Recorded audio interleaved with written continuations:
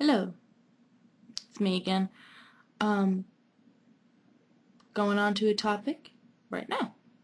Anyways, I've been studying serial killers recently.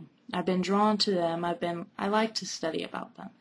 They're psychologically, mentally unstable, and that's what draws me to them because they're a lot more interesting. It's like you can take their brain and take it piece by piece. It's like a little puzzle. And then you figure out what they went through in childhood, why they became this, if they were born this way, something like that. I'm into the forensic thing right now. I'm actually thinking about, because I had the choice between going to college and doing online college. And I pick online college because real college, it's not me. I'm not very social, really. I don't like big crowds of people, even though I am a goth, and occasionally if one of you watch my videos, you probably see me at a concert or something, but I don't know, I don't like classrooms. Something creeps me out about classrooms, I don't know why. But anyways, forget me rambling on. Serial killers is what I came here to talk about. They just are so fascinating. And I was actually thinking about I'm going to, when I go on online college, take criminology, forensics.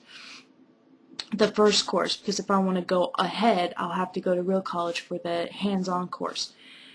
But they're very fascinating. I like to study about them. I like studying about crazy people.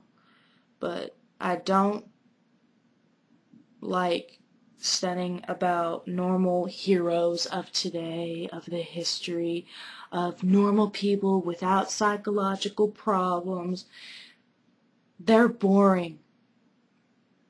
Every class I was in listening about those heroes, I'd be like, what? What? You know, you dozed in class off too, learning about some American history hero or something. No one wants to hear about that crap. They want to hear about tragedy and death. Me, personally, I like to study about serial killers. They're very fascinating, and right now I'm studying about the Zodiac Killer. Many of you, may know about him.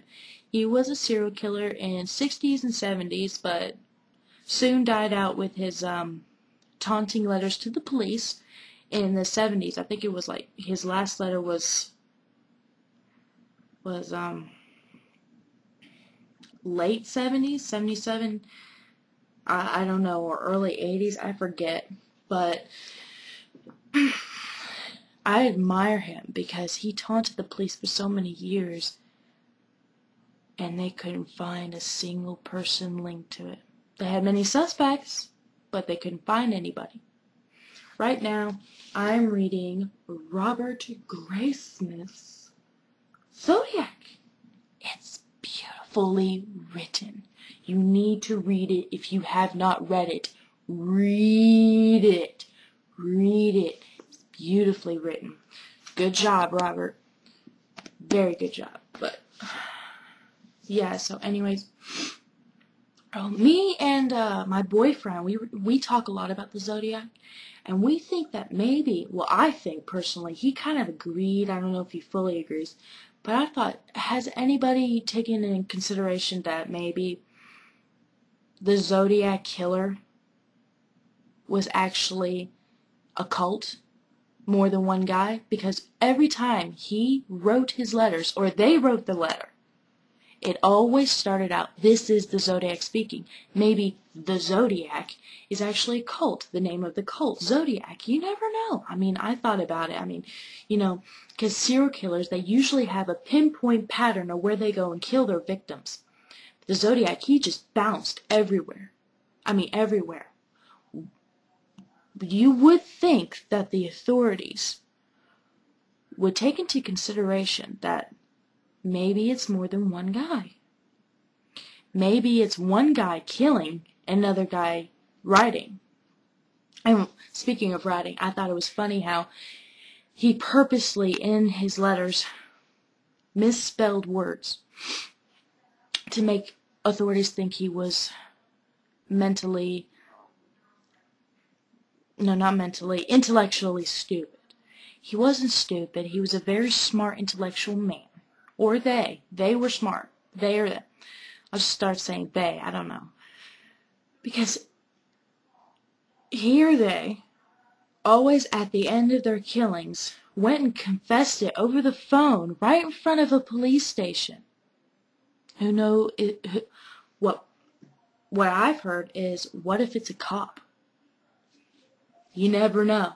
They never did have someone. They ruled out Arthur Lee Allen. He was their main suspect, the guy who walked big and he had the squirrels.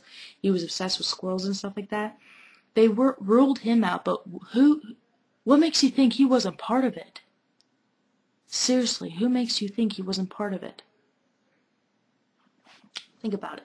But anyways, I don't want to go on to this long diatribe. If you want to talk more about the Zodiac, you just type to me.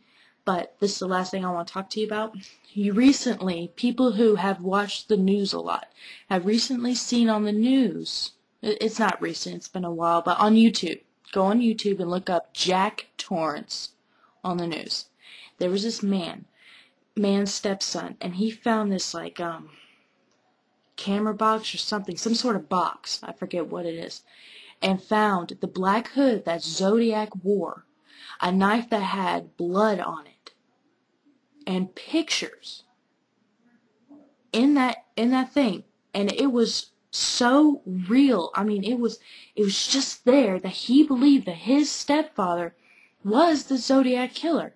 But here's the kicker. Jack Torrance, he died. I think it was a heart attack, but he died. So I don't know if they ever, decided that was the Zodiac Killer. But here's the funny thing. Arthur Lee Allen had many names. He chose many names, one of which I think was Jack Torrance. Torrance, California. He lived in Torrance, California for a while. That might have been where he killed one of his victims before. But me and one of my other friends have really thought about maybe this is one of his aliases. You never know. Just send me your comments and see what kind of opinions you get. Talk to you later.